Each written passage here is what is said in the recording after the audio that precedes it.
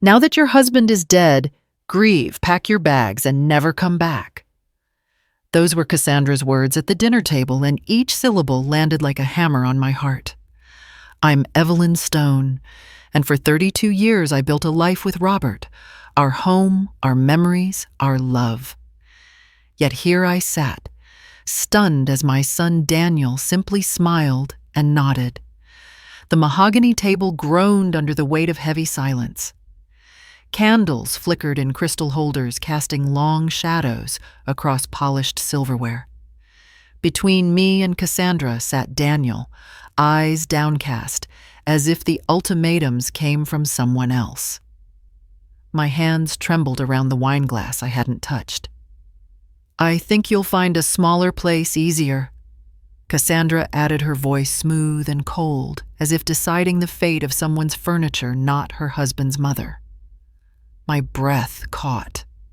The walls around me, once echoing with laughter and holiday joy, felt like they were closing in, sealing me out of the life I'd known. Shock roared through my chest, followed by a hollow ache. How could they cast me out before my grief had even had time to breathe? The plate of roast beef sat untouched, gravy congealing at its edges. Dinner had become a trap. The family I loved transformed into strangers wielding cruelty. I rose without a word, my chair scraping across the floor in protest. As I stepped away from that table, away from Cassandra's cold calculation and Daniel's silent assent, I wondered, was the home my husband and I built just a backdrop for someone else's power play? And in that fractured moment, I vowed to find out how to reclaim everything they thought they could take. I stepped through the front door and into the house I'd called home for more than 3 decades, and it felt instantly foreign. The vestibule light flickered as if startled by my return, revealing walls lined with photographs of birthdays, graduations, and sunlit vacations, each frozen smile, now a taunt. I closed the door softly behind me, but the echo of my own footsteps filled the cavernous foyer. The coat rack stood empty, except for my shawl, folded neatly in its place. I draped it over my shoulders, imagining Robert's hands smoothing my hair as he'd done 100 times. That small comfort felt like a betrayal, now a memory I couldn't trust. I carried my purse into the living room and paused at the threshold. The grand piano, its keys lid closed, presided over the space like a silent sentinel. I remembered how Robert used to play Moon River on Sunday mornings, his voice low and tender. Today, the hush between the walls felt heavy, oppressive. I wandered toward the dining room where a single place card still lay on the table. It read, Evelyn Stone, in my own looping script. Cassandra had snapped it in half, but the fragments lay right where I'd left them. I knelt to gather the pieces and held them in my palm like broken promises. The mahogany table stretched across the room, empty chairs pushed beneath it, as though they'd been waiting for guests who would never arrive. The floral china pattern I loved was still set in place. Cracked plates stacking silently, their once vibrant roses drained of warmth. Evelyn. My voice trembled in the stillness. No answer came, only the slow tick of the grandfather clock measuring out the emptiness. I traced the edge of the table with my fingertip, recalling the laughter that once spilled over Thanksgiving feasts. Now it felt like a relic of a life I was no longer part of. I drifted into the library where floor-to-ceiling shelves held leather-bound volumes and mementos collected during travels with Robert. I ran my hand across the spines, each title a portal to a story he and I had shared. The Heart of the Sea, Paths of the Heart. A gentleman's etiquette titles that now mocked me in their irony. The cream-colored armchair by the fireplace, the one Robert always claimed was Evelyn's special reading nook, sat empty, its cushion undented. I sank into it, feeling the memory of his elbow pressing into the armrest as we read aloud to each other. I closed my eyes, but the silence behind my eyelids was louder than any music. My phone buzzed in my purse. A text from Cassandra. "We'll be moving ahead with the realtor next week. 2 weeks to clear out." My breath caught.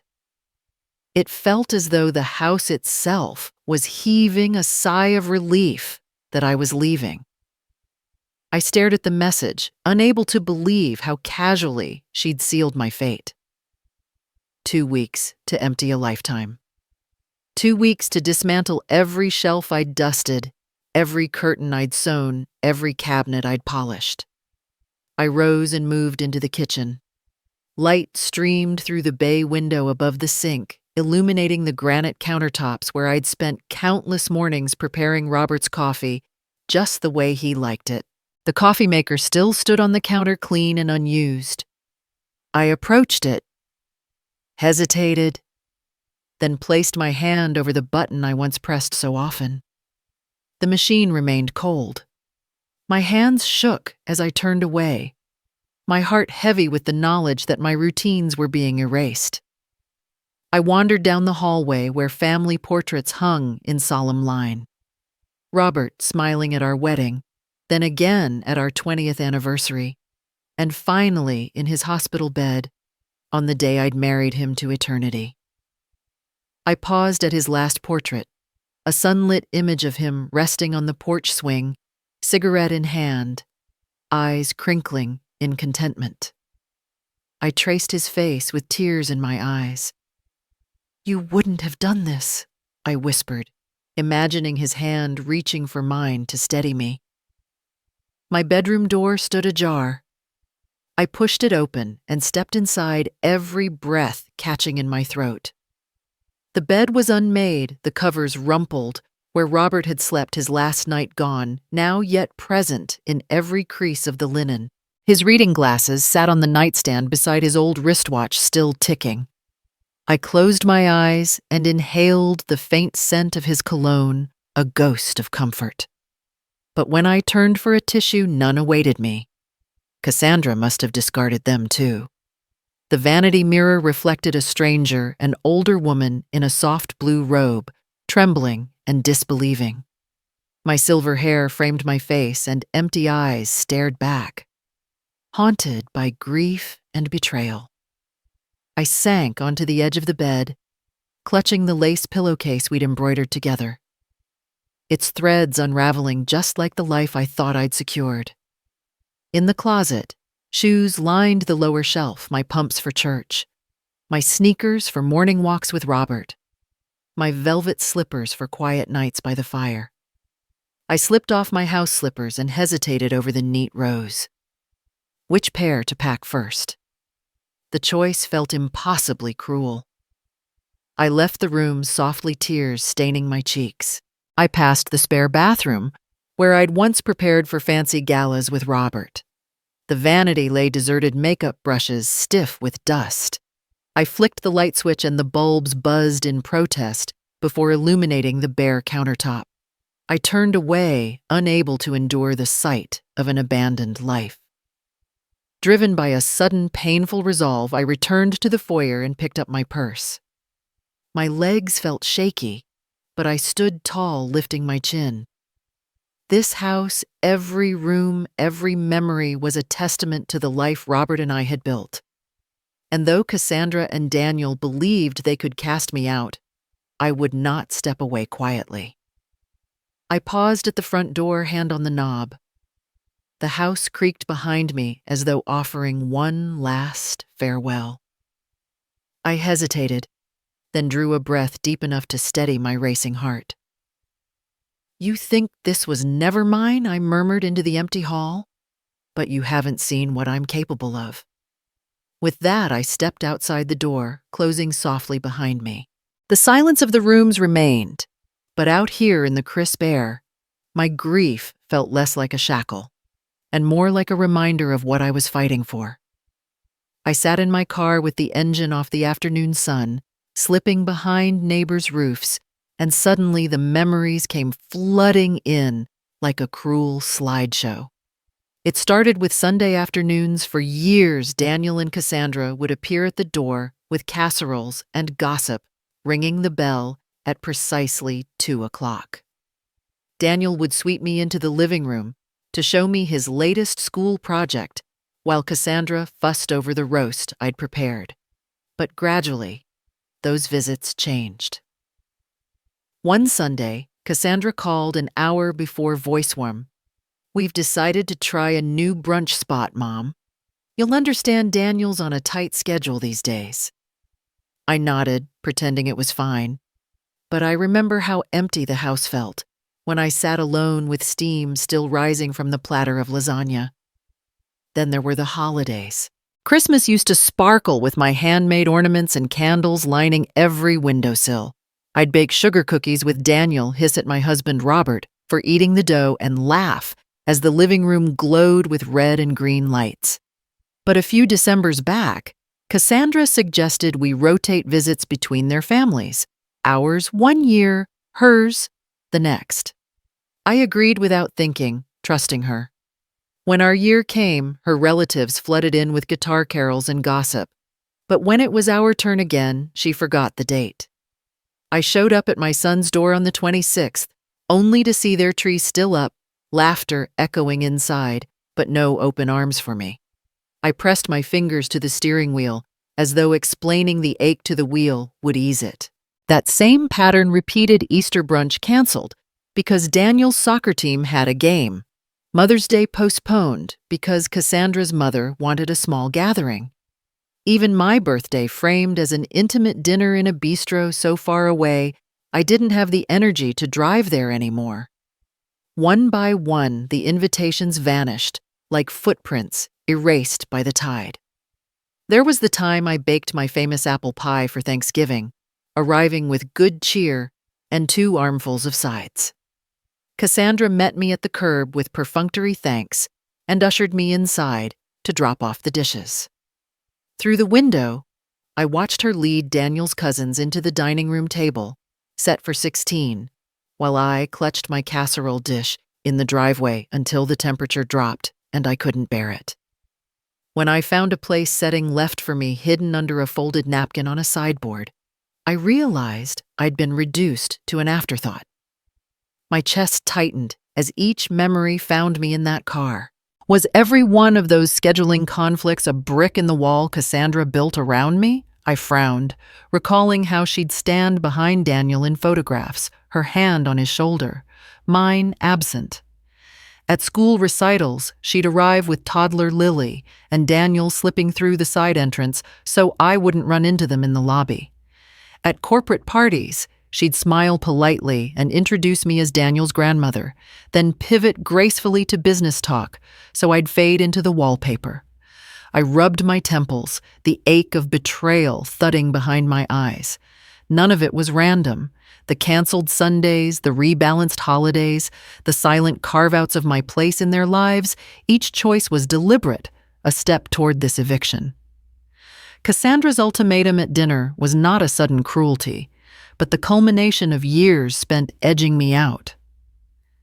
I started the ignition and pulled into the driveway, footsteps reverberating through the empty hall as I crossed the threshold again. The house exhaled its loneliness back at me. I climbed the stairs to Robert's study, where his leather chair still held the memories of his quiet wisdom. I sat down the worn cushion embracing me and let the realization settle. Cassandra had been clearing space, not just for her expanding family, but for a life without me. I stood and walked to the window, looking out at the backyard where Daniel had learned to ride a bike. The gravel path where Robert taught him to mow the lawn was overgrown. Grass waved in the breeze like a silent protest. That path had been ours, a shared journey of father and mother and son. Now it led only to a future that didn't include me. My fingers trailed over the windowsill as I whispered into the quiet. "You planned this, Cassandra. You planned to use my grief as an excuse to push me out." The words tasted bitter, but they rang true. The fracture in my family was not a fresh wound, but a long, festering cut that had finally burst open. Downstairs, the dining room beckoned empty chairs around the table that once bore the weight of our laughter. I approached the head chair, ran my hand along its carved backrest, and felt Robert's absence anew. Then, catching sight of the broken place card fragment on the floor, I bent to pick it up. The torn edges were jagged, a physical echo of the emotional rupture. I straightened with resolve. Cassandra might believe she'd carved me out of their future, but I had memories, and more importantly, I would reclaim my voice. The eviction order she delivered at dinner was only the beginning. Now that I saw the hidden agenda laid bare, I understood the battle ahead to prove that the life Robert and I built was more than collateral to be traded away. I stepped back from the table, heart pounding, and exhaled. The horror of their design had crystallized into clarity. Cassandra's subtle exclusions had paved the way for her brutal ultimatum. But a plan laid bare was a plan I could counter.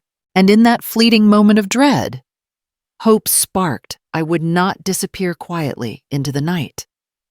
The fight to reclaim my home, my dignity, and the legacy of 32 years would begin right here in these silent halls they thought they'd emptied. The morning sun streamed through the kitchen windows, painting golden stripes across the oak table where I sat, cradling a steaming mug of coffee. 10 days had passed since Cassandra's words, "Grieve, pack your bags, and never come back," cut through me like a blade. In that time, I'd moved from shock to sorrow. But today, the sorrow felt different. It sat beside my grief, a hardened edge sharpening my resolve. I am Evelyn Stone, and I have 28 days until Cassandra's realtor arrives. 28 days to prove that this house and everything Robert built belongs to me as much as it belongs to our family name. I lifted the mug to my lips, inhaling the rich aroma. The warmth spread through my chest, warding off the chill that had settled since that night at dinner. My eyes drifted to the stack of legal pads and folders I'd piled beside my breakfast plate. On page 1, I'd written, "What did Robert leave behind?" underneath a simple bullet. Find all accounts, trusts, deeds. The handwriting was firm now, no longer the hesitant scrawl of a woman in shock, but the precise mark of someone with purpose. A knock on the door snapped me from my thoughts. It was my neighbor, Mrs. Cheng, dropping off the leftover blueberry muffins she knew I loved. "Thought you might need a little sweetness." She smiled, her kindness a balm. I thanked her, taking the plate and squeezing her hand. In that moment, I felt the enormity of being loved by people outside my family, people who saw my worth. I placed the muffins on the counter and returned to my seat. Sitting back down, I stirred cream into my coffee, watching the white tendrils swirl into deep brown. For so long, I'd let Robert handle our finances, every billing statement, every tax filing, every bank visit. He'd been my partner in love and life. I trusted him completely. But I'd been naive.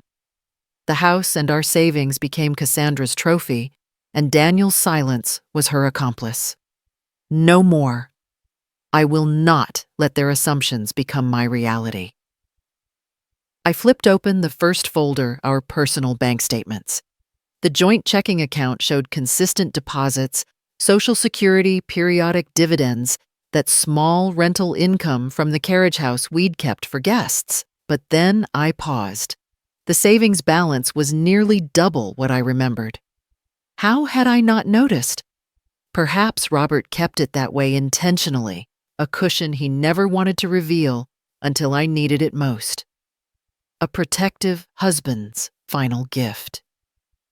My hand trembled slightly as I wrote in bold at the top of a fresh page, "Contact bank manager. Verify all accounts and beneficiaries." I pictured Mrs. Patterson at First National Bank, her gentle sympathy when I called about loans for Robert's health treatments.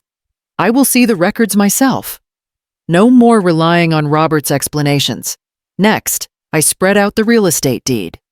The house was held in both our names with rights of survivorship. That much I knew, but what about the mortgage? A quick check in my notes we'd refinanced 5 years ago for home improvements. I scribbled in the margin. Obtain mortgage payoff statement, how much is left. Is there a HELOC? I remembered. Robert's private phone calls with his financial advisor calls. He cut short when I entered the room. Suddenly, those fleeting moments felt significant. My heart tightened at the memory of Robert's soft apology. Just bank stuff, Prim, he'd called me, the nickname he used when he didn't want me worrying. But now I needed those details. If Cassandra thinks she can push me out, she'll need every ounce of information she can get. I will gather it first, organize it, and present it to her on my terms. The coffee cooled as I reached for my phone and dialed the accounting firm Robert had worked with for years. After a few rings, a courteous voice answered Moore and Associates, Margaret Moore speaking. My pulse bumped in my throat. Ms. Moore, I said evenly. This is Evelyn Stone. I need copies of our complete financial statements, tax returns, business trust documents, everything Robert had on file. I heard a soft click as she typed. Certainly, Mrs. Stone. I'll prepare them and have them ready for you by tomorrow morning.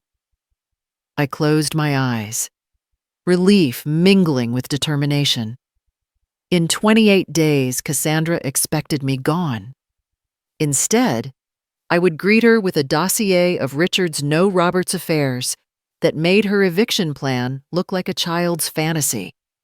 She would see that this life he built was fortified not just by love, but by meticulous planning. A beep on my phone signaled a text from Daniel. Mom, are you okay? Let me know what you need. My chest clenched. Daniel had always been gentle, caught between his wife's ambition and his mother's fading place at the table. I paused before replying. No, I would not ask him for help, not yet. First, I needed to stand on my own. I typed, Thank you, Daniel. I'm fine. I'll let you know when I need something. I placed the phone down and reached for the third folder legal documents. Standing instructions from the title company trust paperwork, I'd never opened a will that left everything to my beloved wife, Evelyn Stone. I hadn't realized Robert had created a living trust. He was always one step ahead. Beneath the will lay the trust agreement. Henderson Family Trust, effective 2019. Trustee Robert Stone, beneficiary Evelyn Stone. My breath caught. It meant that come probate, Cassandra and Daniel had no claim to the business assets he had shielded from prying hands. I allowed myself a slow exhale, the weight of that knowledge settling like a seed of power. Robert had anticipated Cassandra's ambition. He had structured everything so that I would never be left wanting, even if our own child turned his face away. The trust and the dividends it generated would sustain me financially and emotionally.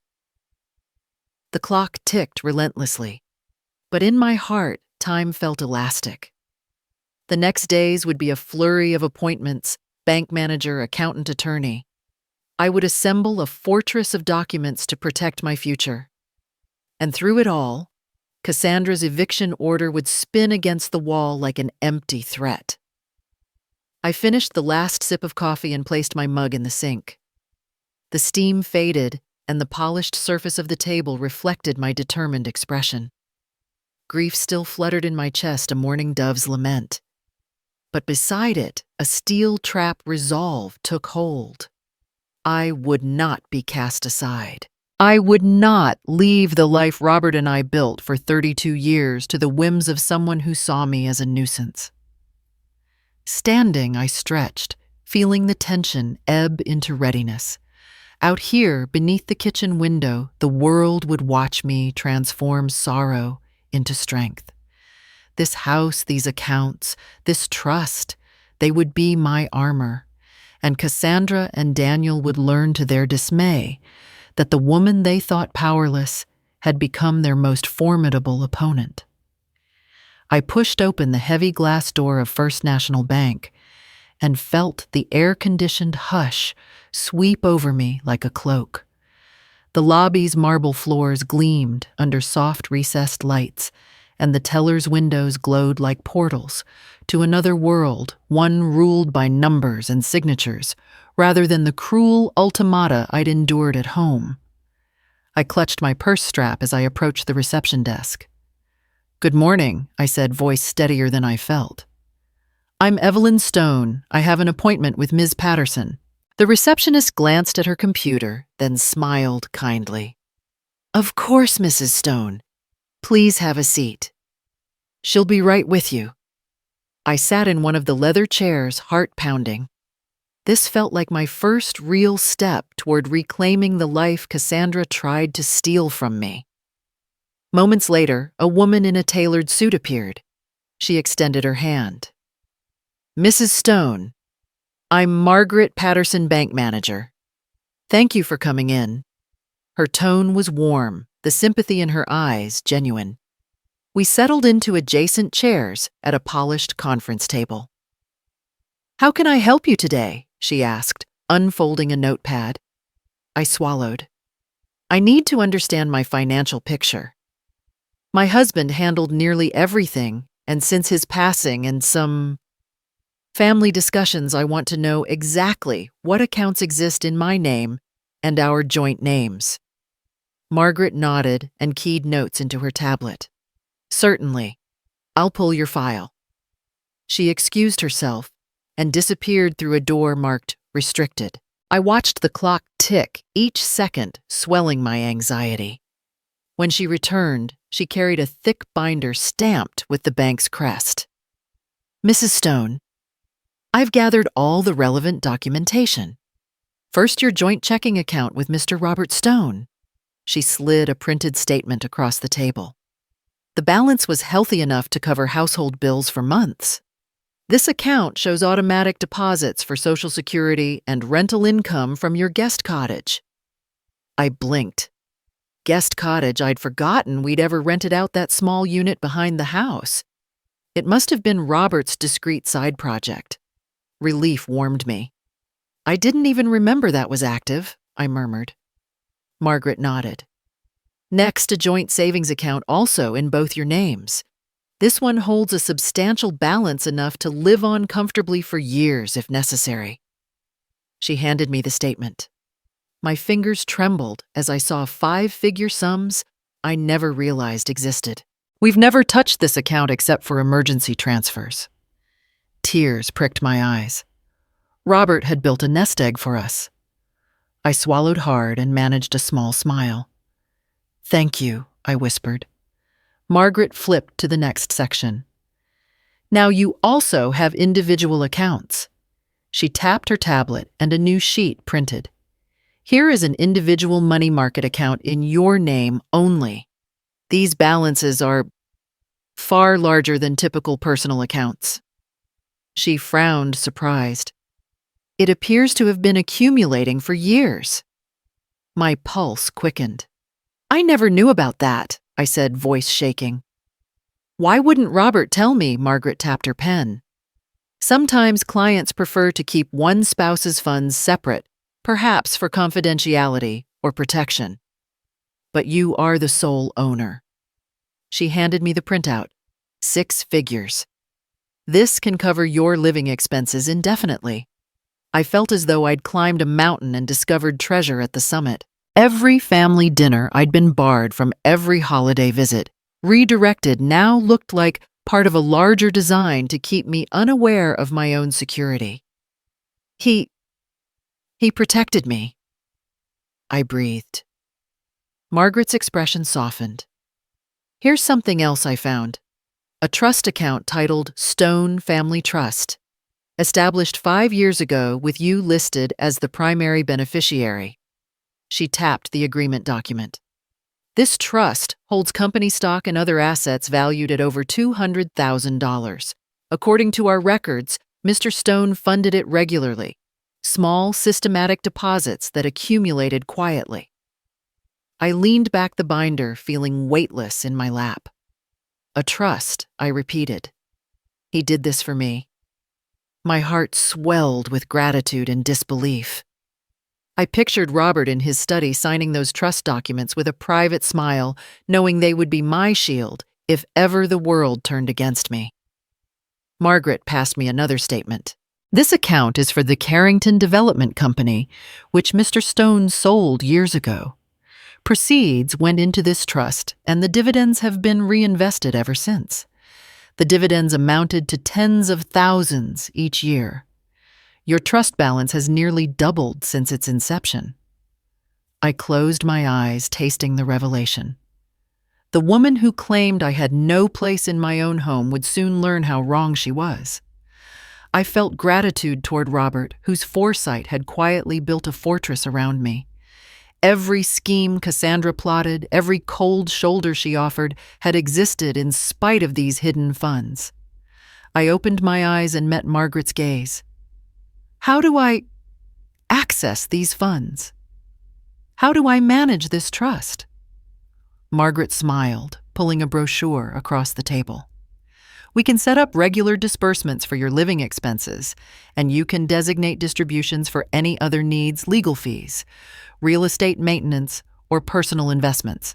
I recommend we schedule a follow-up to discuss the trust's administration in detail. I nodded, relief and excitement mingling in my chest.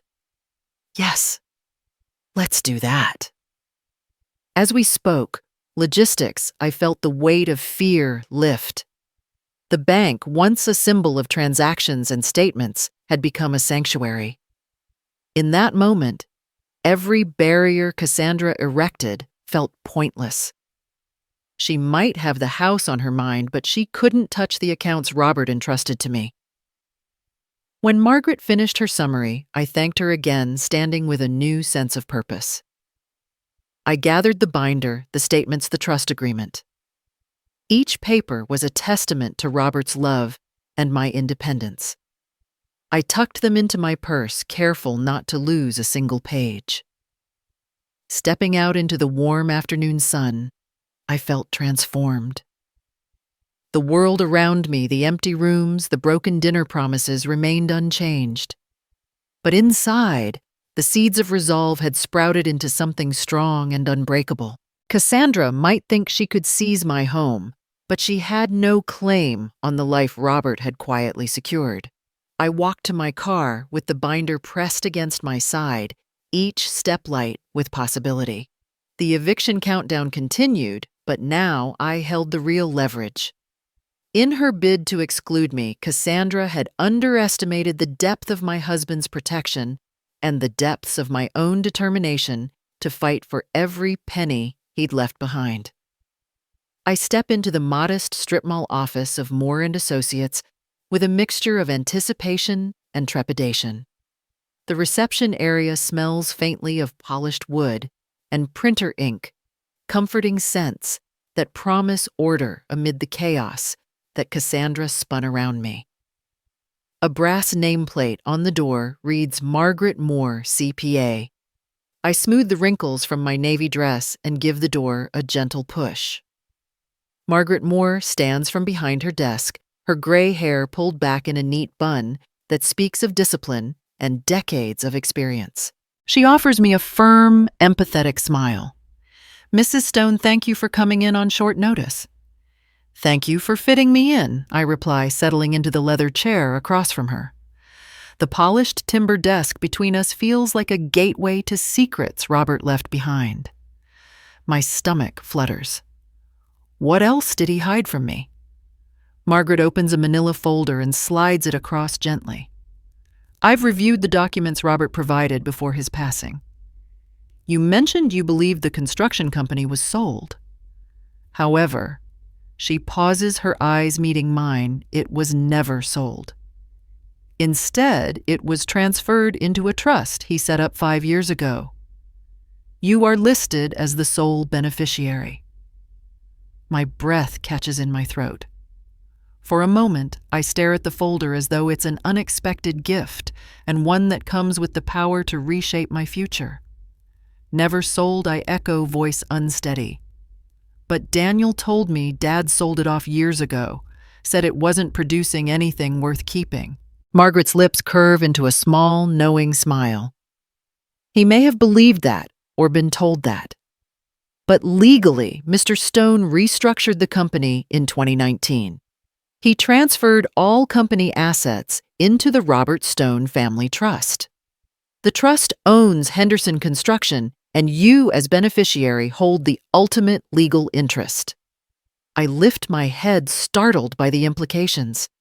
You're saying, my voice cracks. I clear my throat.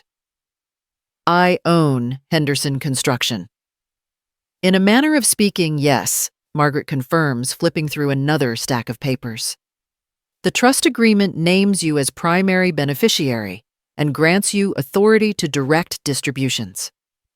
Day-to-day management was delegated to a longtime foreman, Thomas Bradley, but ownership and profits flow through the trust, which benefits you. I trace my finger down the columns of numbers she's laid out. Net profits, retained earnings, quarterly dividends. My pulse races as I realize these line items represent thousands of dollars that sustain the business and could secure my future. These dividends, I whisper. They were going directly to me. Yes, she says. Automatic transfers were made into your personal accounts. You may have noticed occasional deposits labeled Henderson Trustee Distribution on your monthly statements. I close my eyes, letting the knowledge settle like sun after rain. Robert had been quietly protecting me, even from the very people who now tried to sell me short his own family.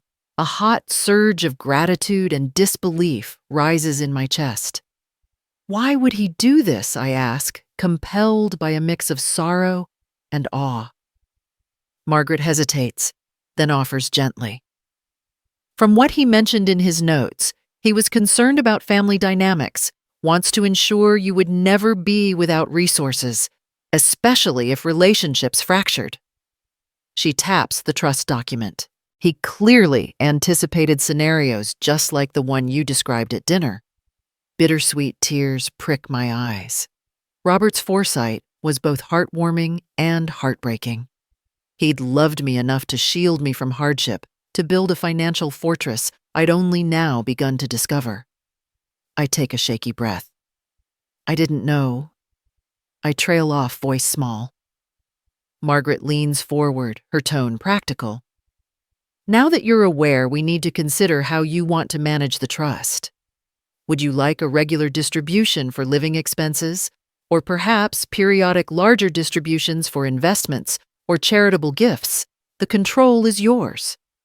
I imagine the life Cassandra tried to snatch away vacant rooms, a cold eviction, my son's half-hearted apologies. And I imagine the alternative, a future where I decide my own terms, where the business Robert built continues to thrive under my authority. A rush of empowerment surges through me. I want to secure my living expenses monthly, I say, voice firmer, and I want to maintain the company's structure so it keeps producing. Margaret nods approvingly. We can set up an automatic schedule. Your trust account will distribute an agreed sum to your personal checking each month. As for the business, I recommend a quarterly review with the foreman, Mr. Bradley, to ensure operations run smoothly. She hands me a printed proposed scheduled distributions meeting, dates, annual trust accounting deadlines. I study the printed sheet, envisioning each meeting as a step toward reclaiming control. My grief still twists in my stomach, but beneath it, a steadfast determination burns brighter than any sorrow. Thank you, I say, my words weighty with resolve. Let's proceed with this structure. Margaret cocks her head slightly, a compassionate flicker in her eyes. One more thing, she adds quietly. Mr. Stone arranged a series of educational seminars for beneficiaries on estate planning, business oversight, financial management. You'll find the invitation in the back of your folder. He wanted you to have the knowledge to manage these assets effectively. I'm momentarily stunned. Robert's final lesson wasn't just money, it was empowerment. He'd given me both the means and the knowledge to stand on my own. I tucked the seminar invitation into my pocket, a tangible symbol of his faith in me. "I'll attend, I promise." Margaret rises and offers a hand. "I'll prepare everything for your signature and set up our next meeting. You'll want to notify Mr. Bradley and perhaps consult with your attorney on trust administration. But know this, you have the legal right and the documented proof. No one can take that from you." I stand feeling taller than I have in weeks. I shake her hand firmly, gratitude resonating in my bones. "Thank you, Margaret, for everything." As I walk back to my car, the afternoon light seems softer, more hopeful. The weight of Cassandra's eviction no longer crushes me. Instead, it bounces off a newly fortified shield. Robert's trust, his silent bravery, has given me not just financial security, but the power to reclaim my life. The construction company will continue, and so will I, stronger, wiser, and more determined than ever, to chart my own course.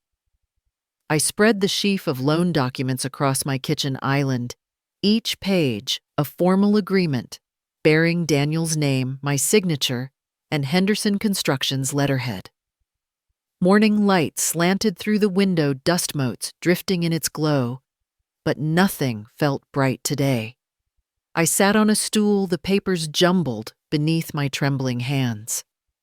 The first loan, dated March 2019, was for $15,000, ostensibly to fund Daniel's startup tech venture.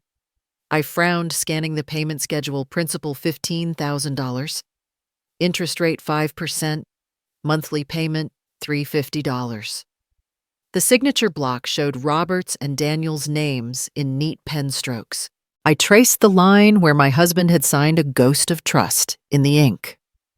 Turning the page, another loan, June 2020, $20,000, labeled business expansion with a separate repayment plan. Then a third, December 2020, $10,000 for emergency medical expenses. Those were legit. But then came the long, ominous list. 4 more loans through 2021 and 2022, each in 5-figure increments: $18,000, $12,000, $500, $14,000, $800. By the bottom of page 7, the total stared back at me: $90, $300. My breath hitched. Daniel had borrowed nearly $90,000 from the company, from the business trust Robert had established to secure my future. My eyes stung. Betrayal burned behind my ribs, fuming questions without answers. How had I never known? How had he and Cassandra concealed this? I reached for a fresh sheet of notepad paper and noted the totals. $90, $300 owed. Outstanding. Past due. No mention of a payment made in months. I closed my eyes, picturing those Sunday brunches when Daniel and Cassandra arrived at my door with fake smiles. I remembered Cassandra's whisper to Daniel once. "Don't worry about my mother's expenses. We've got plans." At the time, I'd shrugged it off. Now it felt like complicity. A mug of cold coffee waited at the edge of the island, my half-forgotten morning ritual. I sipped it, the bitterness matching the knot tightening in my gut. Every dime Robert placed into that trust, every dividend that landed in my account had patiently accumulated so I'd never be left without means. And Daniel, my son, had viewed that safety net as his own personal ATM. I slapped a hand on the counter, startling myself. The papers slid, but I caught the top sheet. My anger crystallized into resolve. This wasn't just a matter of money, it was a matter of principle. Robert had protected me from exactly this kind of betrayal. Now I would honor his legacy by demanding accountability. I dialed Margaret Moore's number. Hands steady now with purpose. After a single ring, her calm voice answered. Mrs. Stone. How can I help? I drank in a steadying breath. Margaret, I'm reviewing the loan agreements you forwarded. There's nearly $90,000 owed by Daniel with no recent payments. I need to discuss possible steps for addressing this collections restructuring, whatever is necessary. Her voice softened with professional empathy. I anticipated this question. Let's schedule a conference this afternoon with our attorney and Mr. Bradley. He keeps detailed records and can confirm these loans. We can explore enforcement options or formalizing a repayment plan that safeguards the business assets and your distributions. I nodded, even though she couldn't see me. Yes, because I intend to protect my inheritance and Robert's intention that this company support me, not finance Daniel's lifestyle. As you wish, she affirmed. We'll be ready. I hung up and exhaled the first breath of relief I'd felt in days. The betrayal still throbbed, but now it fueled a plan. I gathered the loan documents into a neat stack and placed them in a folder marked Action Items. Below it, I set Robert's original trust agreement, the fortress he built that Cassandra never imagined existed. I looked out at the backyard where Daniel learned to ride his bike, the lawn I once mowed with Robert by my side.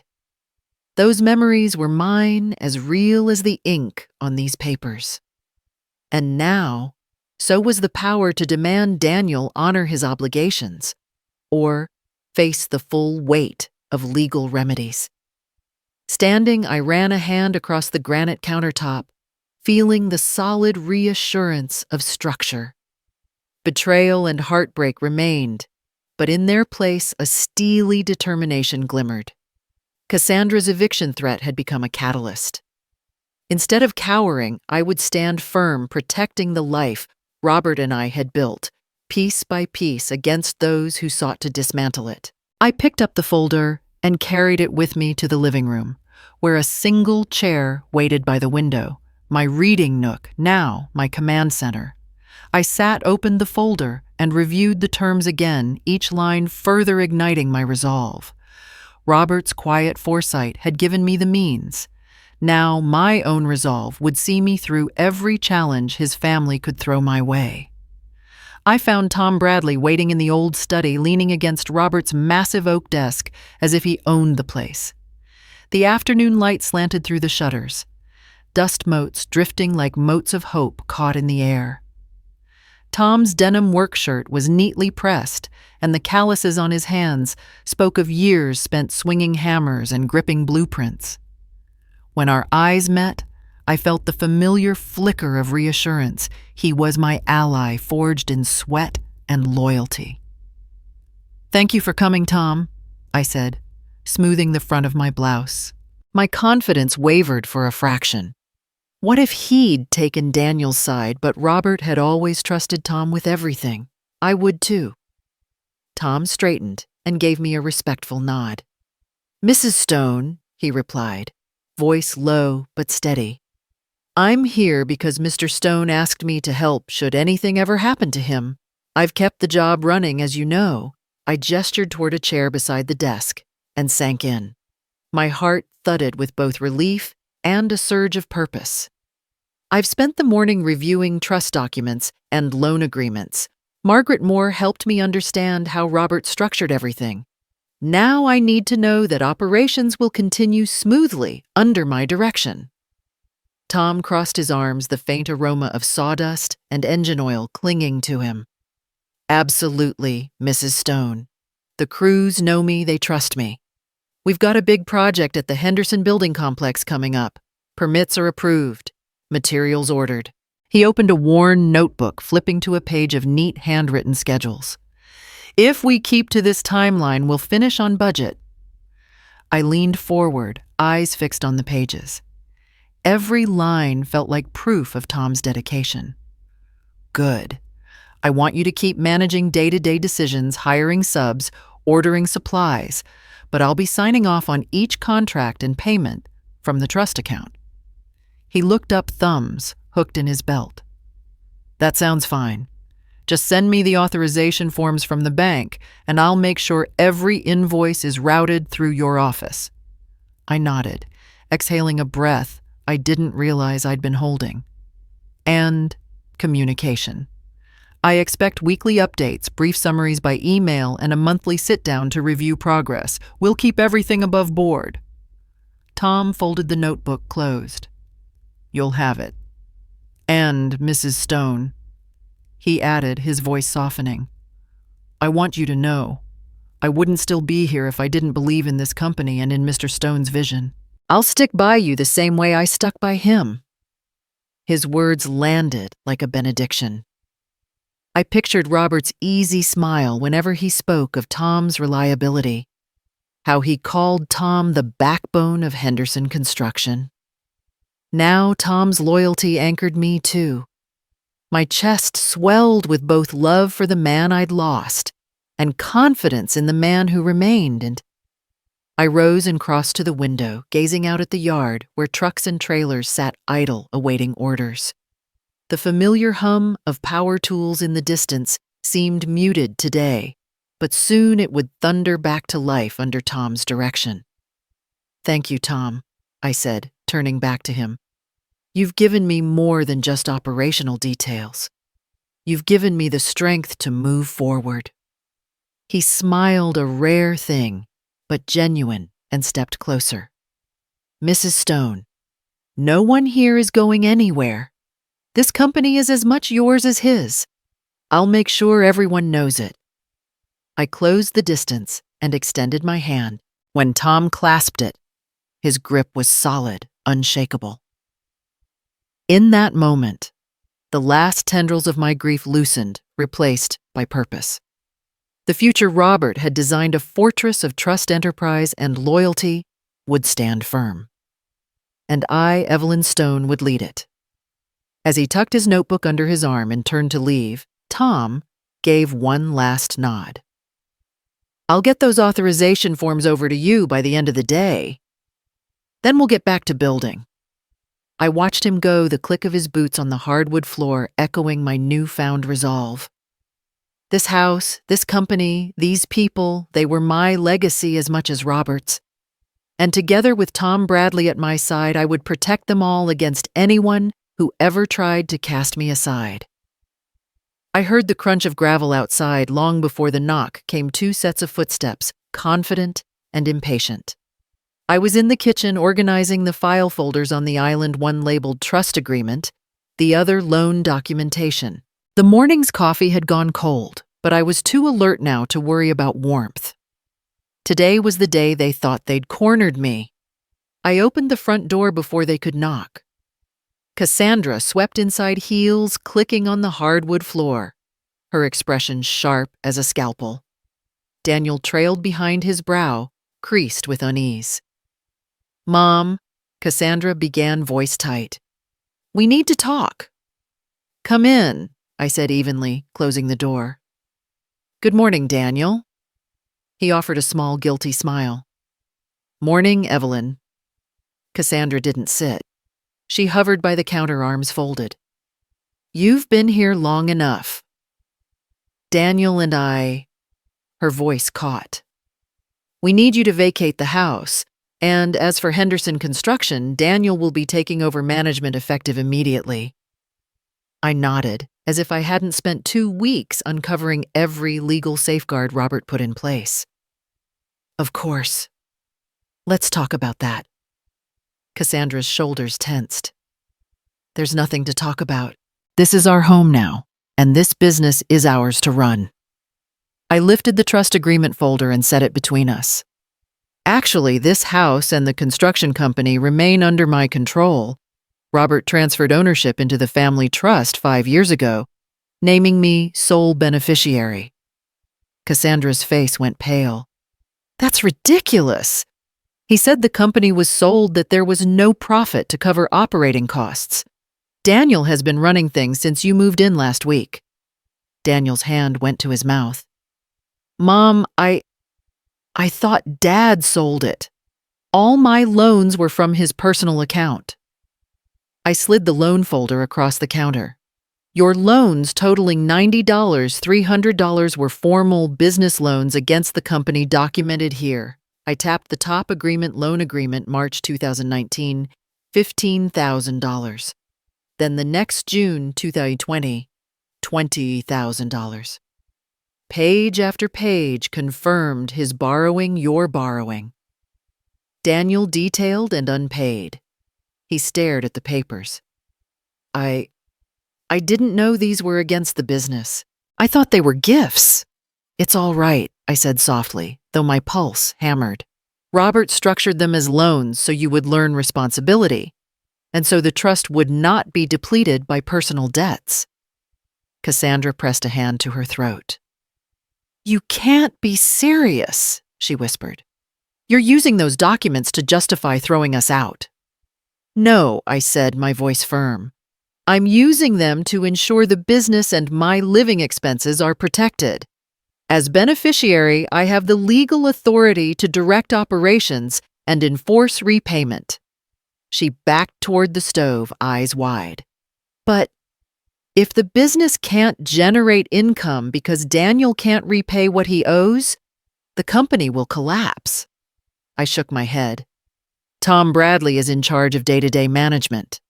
I've reviewed the financial projections.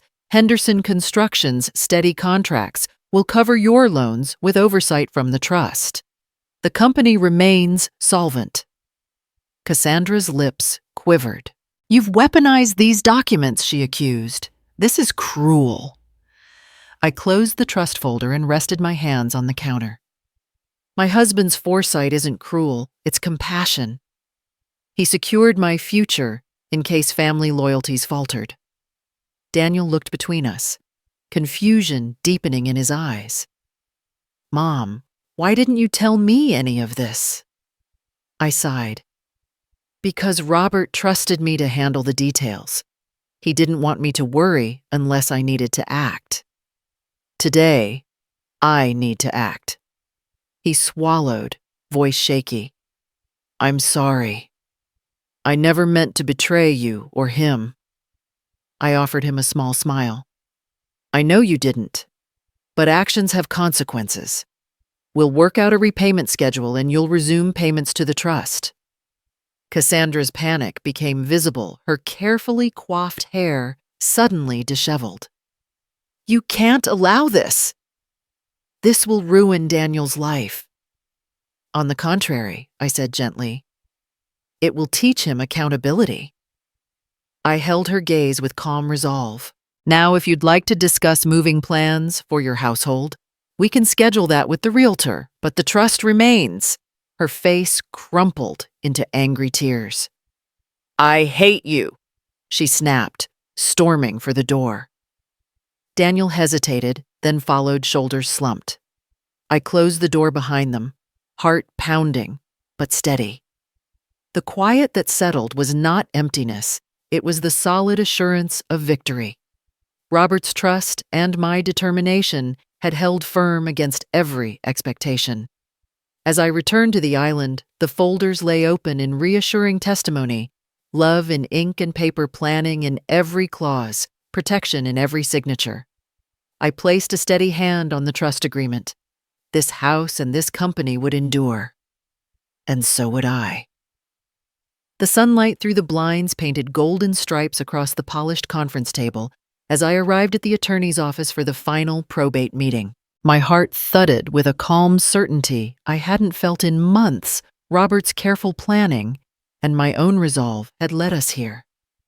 Daniel hovered near Cassandra, shifting as though worried whether the floor might open beneath him. Attorney James Patterson sat at the head of the table, a stack of documents before him, his calm demeanor perfectly suited to untangling family storms. Good morning, Mrs. Stone, Ms. Caldwell, Mr. Caldwell. James greeted, nodding to each of us in turn. Cassandra, Ms. Caldwell. Now that tensions had escalated, pressed her lips together. Daniel's eyes lingered on the door as if plotting escape. James cleared his throat. We're here to finalize the probate settlement regarding the Henderson Family Trust and associated loan obligations. Mrs. Stone, you have the final draft of the settlement agreement. I briskly nodded and slid the thick packet across the table. Its cover read Probate Settlement Agreement, Henderson Family Trust, in bold, formal print. Beneath it lay the detailed terms we'd negotiated Daniel's debt, $96,000, including interest and penalties, broken into a structured repayment plan over 8 years. James flipped to the signature page. Mr. Caldwell, Ms. Caldwell, please look at sections 12 and 13, which outline the loan balance and repayment schedule. Daniel swallowed hard, rubbing his palms against his trousers. He and Cassandra leaned together, scanning the text. Total debt, $96,000. Repayment term, 96. Monthly installments of $1,000 each commencing June 1st. Late payments would incur a 5% penalty. Failure to comply would authorize garnishment from any future wages or property liens. Daniel exhaled, his voice low. I understand these terms. I agree to them. He looked up at me, shame and relief warring in his eyes. Mom, I'm sorry for everything. Cassandra's throat bobbed as she swallowed. Yes. We agree to the repayment plan as stated. We'll begin payments next month. Her voice-cracked eyes flicking to Daniel's. She clasped her hands in her lap, shoulders drooping. James closed the folder and nodded. Very well. Please sign all 4 copies, 1 for the trust, 1 for the bank, 1 for the loan ledger, and 1 for your records. He pushed the pens forward. Cassandra hesitated, then picked one up and signed her name with a flourish belied by nervous tremor. Daniel followed, scrawling in a hand that shook. When the last signature was inked, James gathered the documents. This concludes the probate process. Mrs. Stone, the trust remains intact, and your distributions will proceed unhindered. Mr. Caldwell. Ms. Caldwell, your obligations are now legally binding. I leaned back in my chair, folding my hands over my lap. A quiet satisfaction bloomed in my chest, soft, resilient, like early spring, pushing through frozen ground. Daniel and Cassandra's acknowledgement of their debt and the repayment plan meant the trust would endure, Robert's legacy preserved. More than that, it meant I could finally breathe in a freedom I rarely allowed myself to feel. Daniel cleared his throat. Mom, thank you for not making me fight harder, for giving me a chance. His eyes brimmed with apology. I offered him a small, genuine smile. You inherited more than you realized, I said softly. It wasn't just business assets, it was responsibility. Cassandra folded her hands, her voice steadier. I misjudged how much Rose and I meant to this family. I'm sorry for challenging your right to be here. She half smiled, regret bright in her gaze. I nodded. Thank you for your apology. I hope you'll keep it in mind as you move forward. My tone was firm but kind, the same kindness Robert had always shown even in the toughest moments. James stood collecting the signed agreements. I'll distribute copies to your respective counsel. Mrs. Stone, once the trust administrator processes the first payment, your monthly disbursement schedule will continue uninterrupted. Congratulations, you're all resolved. I rose, smoothing my skirt. The office air felt crisp, like a storm had just passed. Cassandra and Daniel also stood, exchanging a glance that seemed more collaborative than I'd ever seen between them. As we filed from the office, I paused at the threshold and turned back. The heavy door closed softly behind me, a punctuation mark on a chapter of betrayal and discovery. Outside, the world was calm, the soft hum of traffic, blue sky overhead. I inhaled deeply, tasting the crisp air. Daniel slipped beside me. Mom, can we talk? His voice was gentle, hopeful. I allowed a small nod. Cassandra lingered a respectful step behind, giving us space. We walked down the quiet hallway, the settlement packet nestled in my arms like armor. "What did you want to say?" I asked. Daniel hesitated, then met my gaze. "I want to make things right if you'll let me.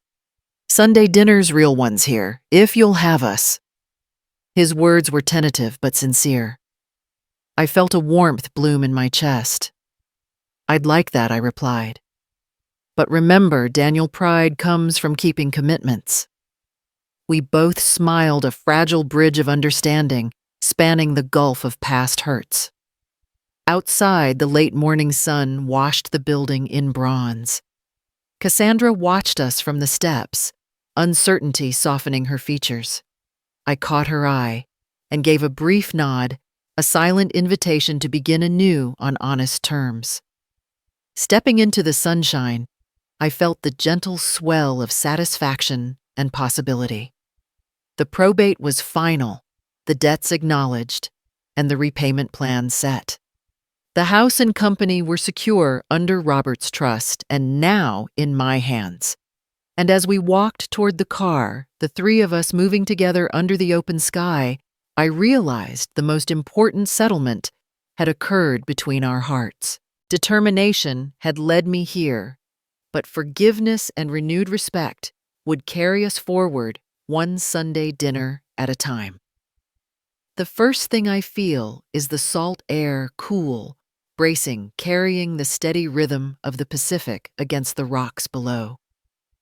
I step onto the deck of my new cottage in Mendocino, the morning sun just cresting the horizon, painting the sky in shades of coral and gold.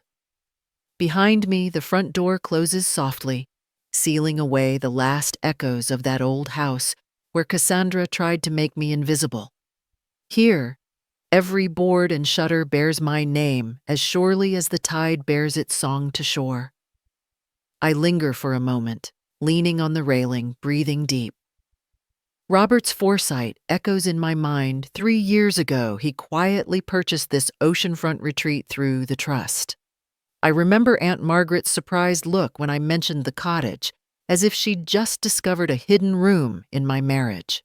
Today, I discover what he intended, a place where in the wash of waves, I could finally claim peace. My coffee percolates in the kitchen, the rich aroma drawing me inside. I measure 2 scoops into the drip brewer, flick the switch, and watch the black liquid pool in the glass carafe. The breakfast nook, its windows framed by driftwood, and the small table where I'll have every morning's repast, feel like an embrace.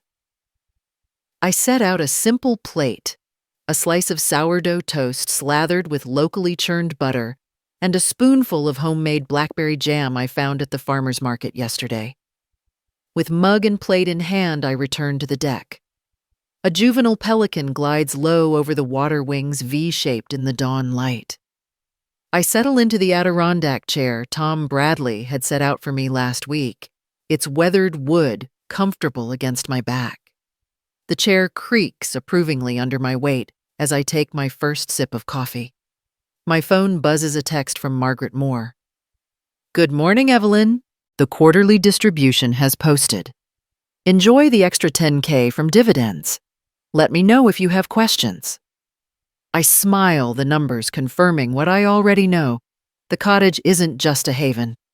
It's a testament to Robert's quiet care. I reply, "Thank you, Margaret." Perfect start to the day.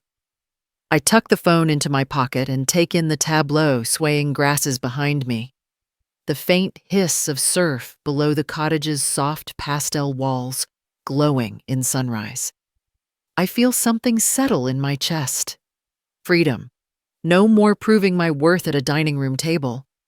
No more scrambling to uncover hidden accounts.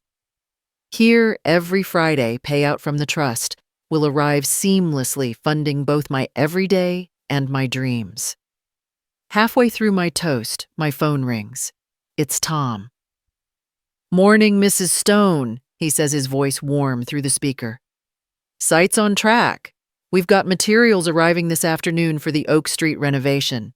And the Henderson Building's facade restoration is ahead of schedule. Excellent, I reply, setting down my mug. Thank you, Tom.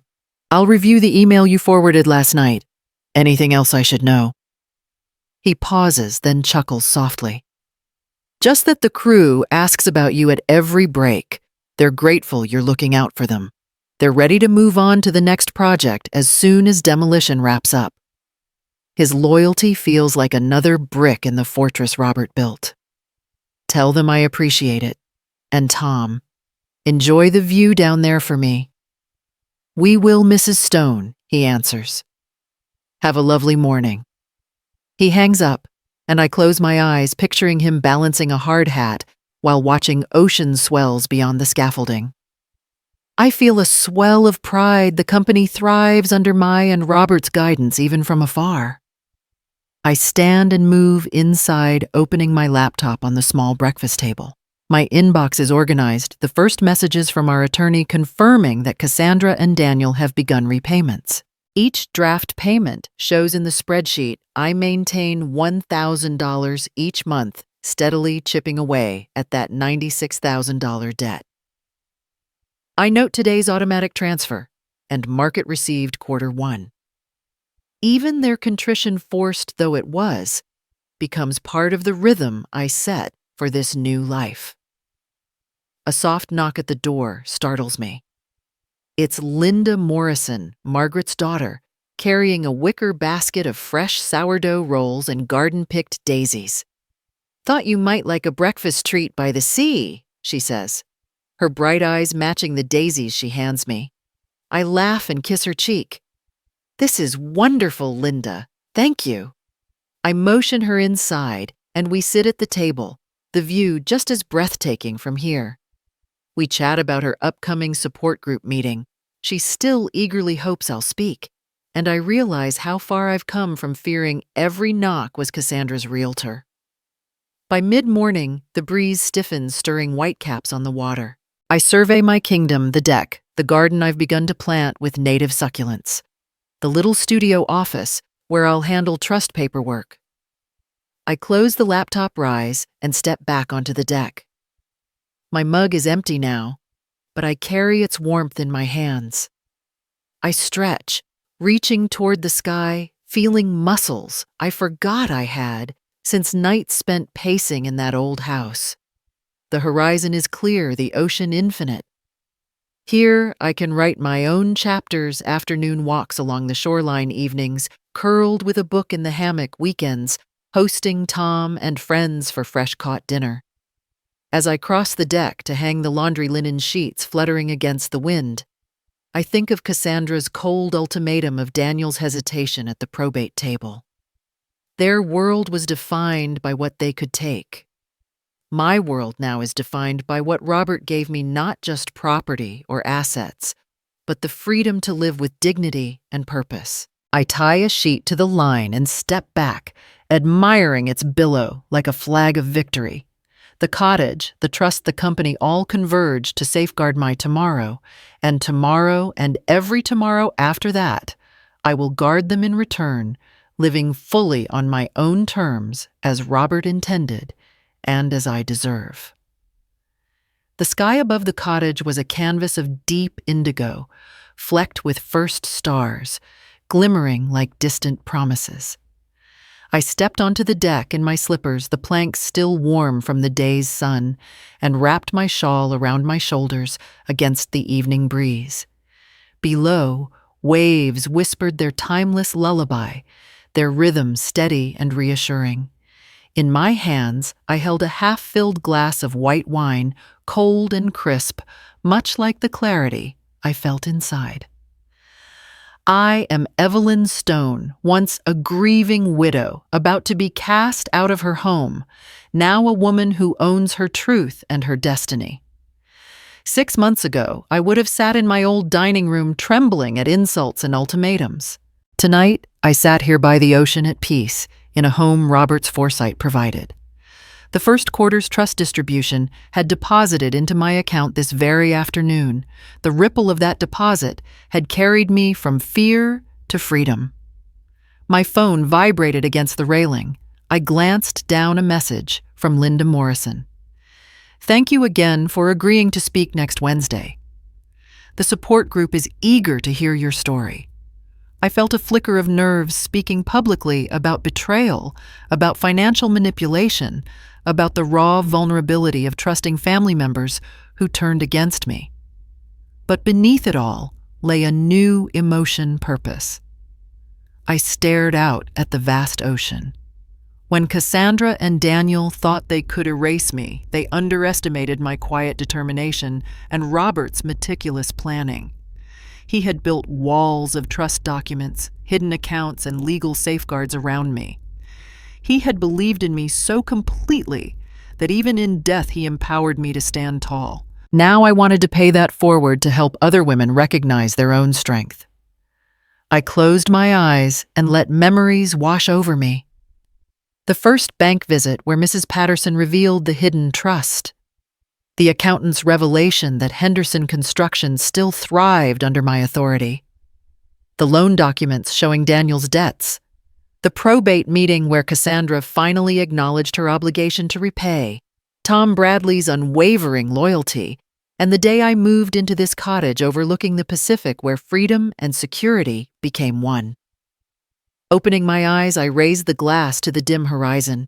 To closure, I whispered to the night and took a sip, tasting the salt and the sweet promise of renewal. My phone buzzed again, this time a call from James Patterson, my attorney. He spoke quietly, confirming that the final lien release on Daniel's defaulted payment clause was filed. "Evelyn," he said, "all legal matters are resolved. The trust is intact, and the repayment plan will ensure you're compensated." His reassurance felt like the final stitch in Robert's tapestry of protection.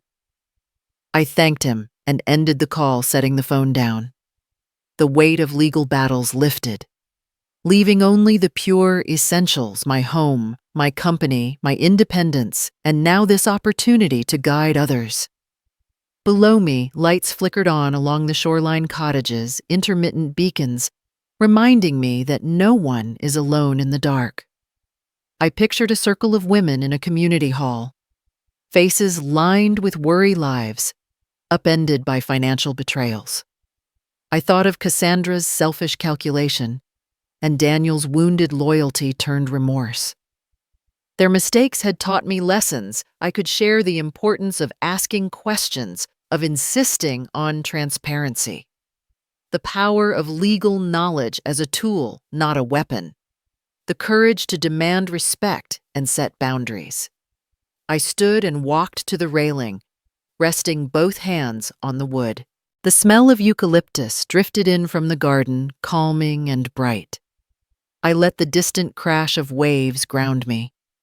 Soon I would stand before strangers and tell them, "This can happen to anyone. But you can fight back. You can secure your future. You can transform your pain into power." My heart swelled with gratitude for Robert's unseen hand guiding me to this moment. He had given me more than money.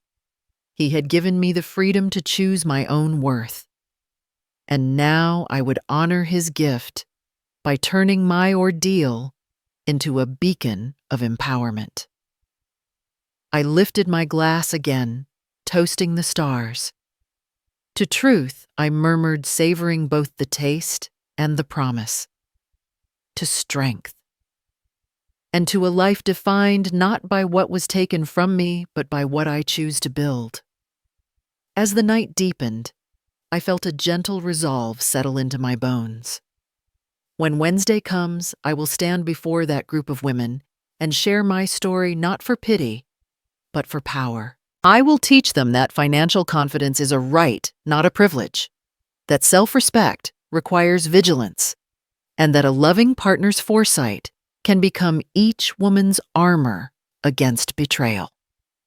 Setting my empty glass on the side table, I turned back toward the cottage's warm glow. Inside, the soft hum of the refrigerator and the faint ticking of the clock in the hallway offered a lullaby of normalcy. I would sleep soundly tonight, because tomorrow I would wake as an advocate, a widow no longer, but a warrior of wisdom and hope. And beneath the moon's silver watch, I whispered a final thank you to Robert for every hidden account, every trust clause, every deliberate act of care. His love had never died. It lived on through me, guiding me toward this new chapter, one where my voice would rise above the waves, reaching women everywhere with a message of financial empowerment and unconditional self-respect.